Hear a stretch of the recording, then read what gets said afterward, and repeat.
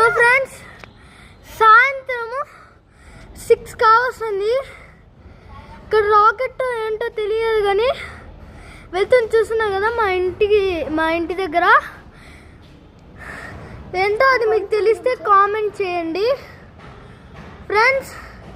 చూస్తున్నారు కదా, అది ఒక రాకెట్ మాదిరి ఉంది. ఇంకొంచెం సెలెస్టియల్ బాడీస్ అయినా అయ్యుండొచ్చు.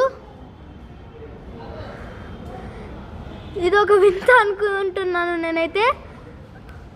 కొంచెం